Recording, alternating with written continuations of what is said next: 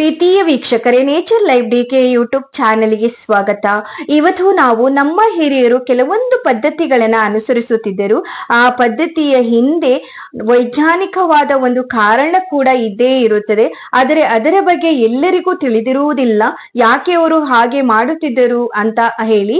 But ಇವಾಗಿನ ಮಕ್ಕಳಿಗೂ ಕೂಡ ನಾವು ತಿಳಿಸಬೇಕು ಎಂದರೆ ನಮಗೆ ಅದರ ವೈಜ್ಞಾನಿಕತೆಯು ಕೂಡ ಗೊತ್ತಿರಲೇಬೇಕಾಗುತ್ತದೆ.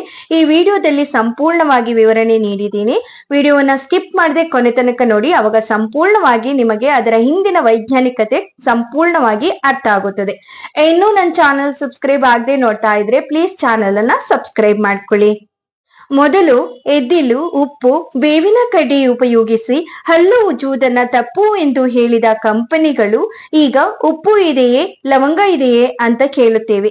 ಇದರ ಅರ್ಥ ನಮ್ಮ ಹಿಂದಿನವರು ಉಪ್ಪು ಮತ್ತು ಬೇವಿನ ಕಡ್ಡಿಯ ಸಹಾಯದಿಂದ ತಮ್ಮ ಹಲ್ಲನ್ನ ಉಜ್ಜುತ್ತಿದ್ದರು. ಬೆಳಿಗ್ಗೆ ಎದ್ದ ಕೂಡಲೇ ರಾತ್ರಿ ತುಂಬಿಟ್ಟ ತಾಮ್ರದ ತಂಬಿಗೆಯ ನೀರು ಕುಡಿಯಬೇಕು ಅಂತ. ಪ್ಲಾಸ್ಟಿಕ್ನಲ್ಲಿ ಸಂಗ್ರಹಿಸಿದ ನೀರು ಕ್ಯಾನ್ಸರ್ ಕಾರಕ. ಮಡಿ, ಮಸೂರೆ, ಎಂಜಲು ಹೀಗೆ ಬೇರೆ ಬೇರೆ ಇಡುವ ಪದ್ಧತಿ ಇತ್ತು. ಈಗಿನವರಿಗೆ ಇದು ಹಾಸ್ಯಾಸ್ಪದ ಅಂತ ಅನಿಸಬಹುದು, ಆದರೆ ಅದರ ಹಿಂದೆ ಲಾಜಿಕ್ ಇತ್ತು. ಉಪ್ಪು, ಸಕ್ಕರೆ ತರದ ಪದಾರ್ಥಗಳು ತುಂಬಾ ದಿನದವರೆಗೆ ಉಪಯೋಗಿಸಬಹುದಾದ ವಸ್ತುಗಳು. ಹಾಲು, ಮೊಸರು ಮುಂತಾದವು ಬೇಗ ಹಾಳಾಗುವ ಪದಾರ್ಥ. ಒಂದಕ್ಕೆ ಒಂದು ಬಿದ್ದು ಹಾಳಾಗುವುದನ್ನ ತಪ್ಪಿಸಲು ಈ ವಿಧಾನ ಅನುಸರಿಸಲಾಗಿತ್ತು. ಇನ್ನು ಒಬ್ಬರು ತಿಂದು ಬಿಟ್ಟಿದ್ದನ್ನು ಮತ್ತೊಬ್ಬರಿಗೆ ಕೊಡುತ್ತಿರಲಿಲ್ಲ. ಸಾಂಕ್ರಾಮಿಕ ರೋಗಗಳು ಬಾರದಂತೆ ತಡೆಗಟ್ಟಲು ಇದು ಸಹಾಯಕಾರಿ. ಆಯಾ ಕಾಲಕ್ಕೆ ತೆಕ್ಕಂತೆ ಹಬ್ಬಗಳು, ಅದಕ್ಕೆ ತೆಕ್ಕಂತ ತಿನಿಸುಗಳು. ಚಳಿಗಾಲದ ಸಮಯದಲ್ಲಿ ಬರುವ ಸಂಕ್ರಾಂತಿಗೆ ತಿನ್ನುವ ಎಳ್ಳು ಬೆಲ್ಲ ಚಳಿಗಾಲದಲ್ಲಿ ಒಣಗಿದ ಚರ್ಮಕ್ಕೆ ಬೇಕಾದ ಎಣ್ಣೆ ಅಂಶ ದೇಹಕ್ಕೆ ಒದಗಿಸುತ್ತದೆ. ಹಬ್ಬಕ್ಕೆ ಮಾಡುವ ಅಭ್ಯಂಗ ದೇಹಕ್ಕೆ ಶಕ್ತಿ ಕೊಡುತ್ತದೆ. ಎಣ್ಣೆ ನೀರು ದೇಹದ ರಕ್ತ ಸಂಚಾರ ಹೆಚ್ಚಾಗುವಂತೆ ಮಾಡುತ್ತದೆ. ಮುಂಬಾಗಿಲಿನಲ್ಲಿ ಹಾಕುವ ಸೆಗಣಿ ನೀರು ಕ್ರಿಮಿ ಕೀಟಗಳು ಮನೆಯ ಒಳಗೆ ಬರುವುದನ್ನ ತಪ್ಪಿಸುತ್ತದೆ. ತಿಂಗಳಿಗೊಮ್ಮೆ ಮಾಡುವ ಸಂಕಷ್ಟಿ ಉಪವಾಸ ದೇಹದ ಪ್ರಚನ ಕ್ರಿಯೆಗೆ ಒಂದಿಷ್ಟು ವಿಶ್ರಾಂತಿ ಕೊಟ್ಟು ದೇಹದ ಜೊತೆಗಿನ ಮನಸ್ಸು ಹತೋಟಿಗೆ ಸಹಾಯ ಮಾಡುತ್ತದೆ. ವಿಠಲ ನಾಮಸ್ಮರಣೆಯಿಂದ ಹೃದಯಾಘಾತ ತಪ್ಪುತ್ತದೆ ಎನ್ನುವುದು ಇತ್ತೀಚಿನ ಸಂಶೋಧನೆಯಿಂದ ದೃಢಪಟ್ಟ ವಿಷಯ.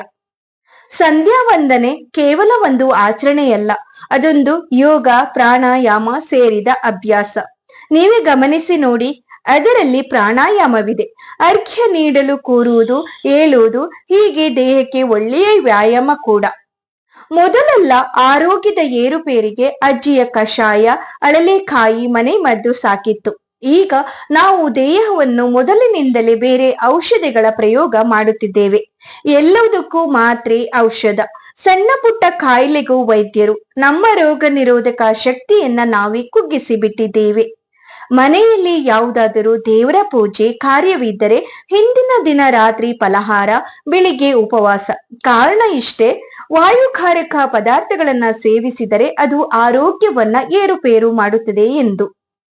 ಇನ್ನು ಒಂದಿಷ್ಟು ಪದಾರ್ಥಗಳು ವ್ಯರ್ಥವೆನ್ನಲು ಇದೇ ಕಾರಣ. ಆಹಾರ ಪದಾರ್ಥಗಳನ್ನ ವಿಂಗಡಿಸಿದ್ದಾರೆ ನಮ್ಮ ಹಿರಿಯರು.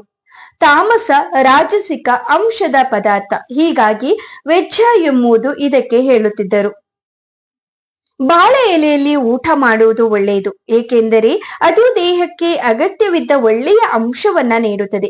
ಹಾಗೆಯೇ ವಿಷದ ಪದಾರ್ಥ ಅದರ ಮೇಲೆ ಬಿದ್ದರೆ ಅದು ಕಪ್ಪಾಗುತ್ತದೆಯಂತೆ. ಊಟದ ವಿಷಯದಲ್ಲೂ ವಿಜ್ಞಾನವಿದೆ. ಮೊದಲು ಅಜ್ಜಿ ಹೇಳ್ತಾ ಇದ್ರು, ನಾವು ತಿನ್ನಬೇಕಾಗಿರುವುದು ಒಂದು ಮುಷ್ಟಿ ಅನ್ನ, 32 ತುತ್ತು, ಒಂದೊಂದು ತುತ್ತು 32 ಸಲ ಅಗಿದು ತಿನ್ನಿ ಅಂತ. ಇದನ್ನೇ ಮಾಡಿದರೆ ಯಾವ ಡಯಟ್ ಯಾಕೆ ಬೇಕು ಹೇಳಿ?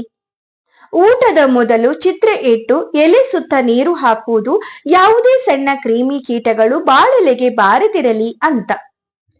ಬೆಳ್ಳಿಯಲ್ಲಿ ರೋಗ ನಿರೋಧಕ ಶಕ್ತಿ ಇರುವುದರಿಂದ ಬೆಳ್ಳಿ ತಟ್ಟೆಯಲ್ಲಿ ಊಟ ಮಾಡಿ ಅಂತ ಹೇಳ್ತಾ ಇದ್ರು. ಸಂಜೆ ಕತ್ತಲಾದ ಮೇಲೆ ಕಸ ಗುಡಿಸಿ ಕಸ ಹೊರಗೆ ಹಾಕಿದರೆ ಅಮೂಲ್ಯವಾದ ವಸ್ತುಗಳು ಏನಾದರೂ ಇದ್ದು ಕತ್ತಲೆಗೆ ಕಾಣದೇ ಇದ್ದರೆ ಕಷ್ಟ ಅನ್ನೋದು.